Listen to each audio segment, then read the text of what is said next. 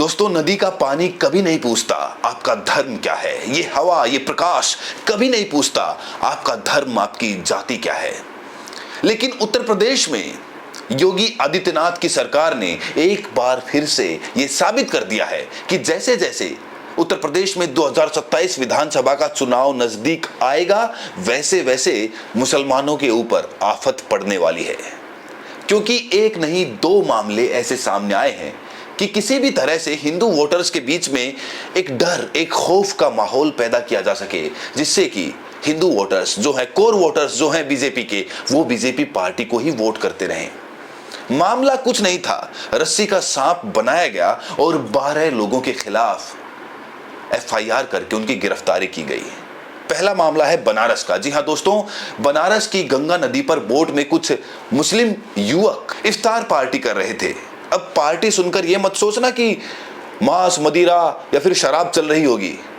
इफ्तार party दरअसल रोजे को खोलने के लिए होती है और ये 12 मुस्लिम युवक आपस में मिलजुल कर बनारस के घाट से एक बोट को हायर करते हैं और गंगा के ठीक बीचों बीच जाकर आराम से, इत्मीनान से अपनी इफ्तार पार्टी करने लगते हैं।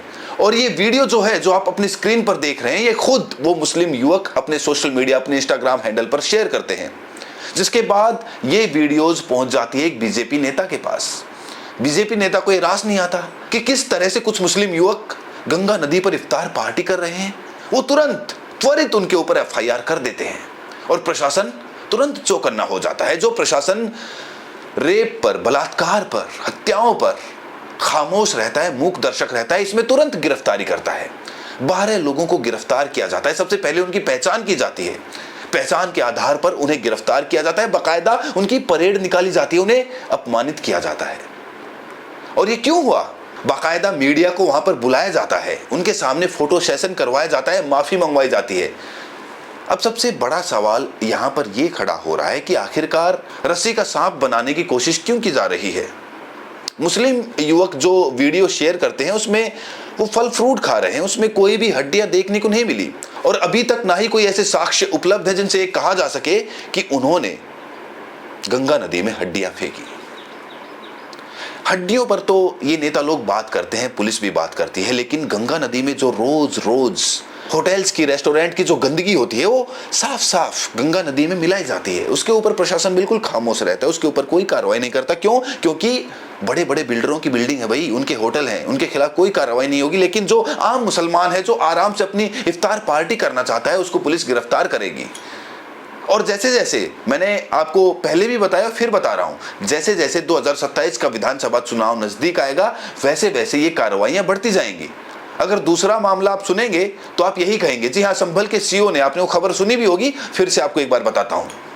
संभल के सीओ ने ईद के त्योहार पर सभी मुसलमानों के लिए एक आदेश जारी किया है कि कोई भी मुसलमान सड़क पर नमाज पढ़ता ना दिखे, ईदगाह में या फिर मदरसों में जाकर नमाज पढ़े।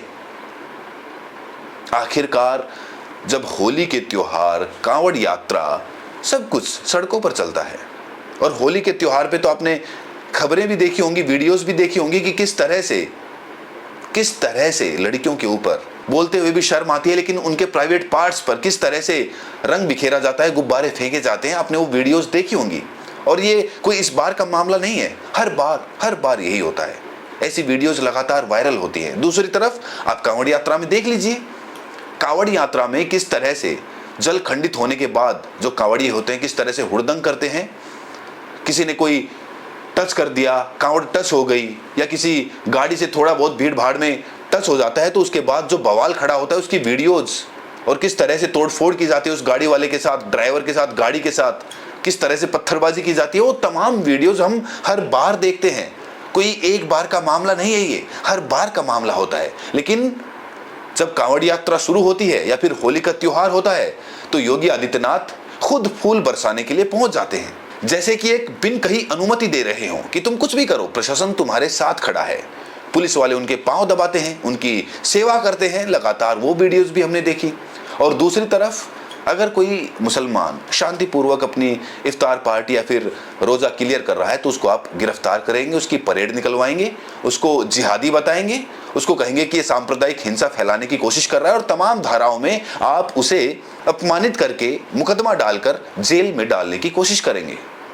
और दूसरी तरफ जो संभल के सीओ ने जो बयान जारी किया, जो आदेश दिया, उसके बाद देश भर के तमाम मुसलमान, पूरे हिंदुस्तान से जो मुसलमान हैं, जो मौलाना हैं, मौलवी हैं, जो यूट्यूबर्स हैं, उन्होंने खुली चेतावनी योगी आदित्यनाथ प्रशासन को दे दी है कि पूरे देश के मुसलमान ईद वाले दिन सड़क पर नमाज पढ़ेंगे और दम है तो रोक कर दिखाओ।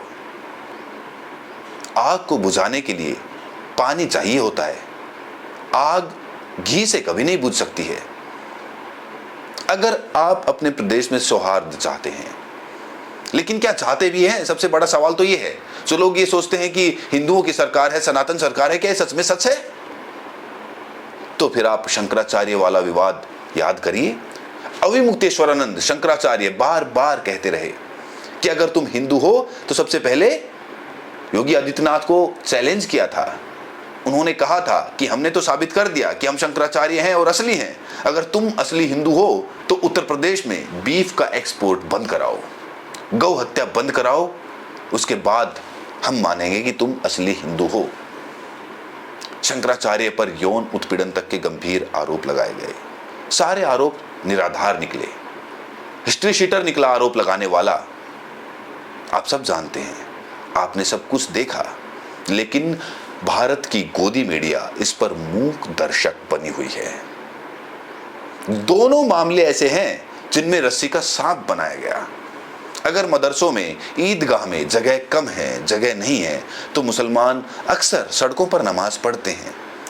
इस देश में सभी को धार्मिक स्वतंत्रता है। क्यों? क्योंकि संविधान है, संविधान से देश चल रहा है। बाबा साहेब ने सभी के लिए बराबर हक दिए हैं। धर्मनिरपेक्ष राष्ट्र है हमारा, सभी धर्म बराबर हैं। ये देश किसी एक धर्म की बकौती नहीं है। लेकिन आज की तारीख में जिस तरह से सांप्रदायिक धार्मिक मुद्दे बनाए जाते हैं, उस पर बिल्कुल आप खामोश रहेंगे। चाहे मस्जिद के सामने कोई डीजे बजा रहा हो, अश्लील गाने बजा रहा हो, मस्जिद के ऊपर कोई भगवा झंडा लहरा रहा हो, ऐसे तमाम वाक्य होते हैं। और किनके त्योहारों पर होते हैं? हिंदुओं के त्योहारों पर ही होते हैं। लेकिन उसके ऊपर कोई कार्रवाई नहीं होती, उनके ऊपर कोई एक्शन नहीं लिया जाता।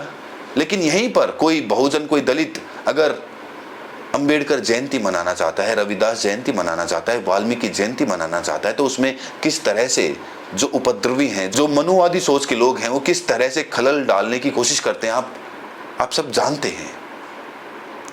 लेकिन उनके ऊपर कोई कार्रवाई नहीं होती है। क्यों? क्योंकि आप जानते हैं उत्तर प्रदेश में जिस तरह से जातिवाद ने पिछले कुछ दशकों में पैर पसारे हैं, उसको नजरअंदाज नहीं किया जा सकता। धार्मिक आधार पर वोट बैंक तैयार करना राजनीति का सबसे बेहुदा स्वरूप होता है। मुद्दे और भी हो सकते हैं, शिक्षा का मुद्दा हो सकता है, स्वास्थ्य का मुद्दा हो सकता है, लेकिन कैसे मांगेंगे इन मुद्दों पर वोट जब आपने कुछ काम ही नहीं किया? स्कूलों पर आपने ताले लगवाए, शिक्षा स्वास्थ्य पर आपने कोई काम नहीं किया, और अब सिर्फ एक मुद्दा बचता है कि आपस में लड़ाओ, आपस में जो खाई है उसे और ज्यादा गहरी कर दो, जिससे कि हिंदू मुसलमान आपस में इतने एक दूसरे से ईर्ष्या से भर जाएं कि उनका वोट बैंक कभी उन्हें छोड़कर ना जाए। एकमात्र एजेंडा इन दो मुद्दों से साबित होता है बीजेपी सरकार का। बाकी आपका इन दोनों मुद्दों के बारे में क्या सोचना है, विस्तार से अपनी प्रतिक्रिया कमेंट सेक्शन में जरूर बताएं, और साथ में ये भी बताएं कि आप ये वीडियो देश के किस कोने से देख रहे हैं। बहुत बहुत शुक्रिया।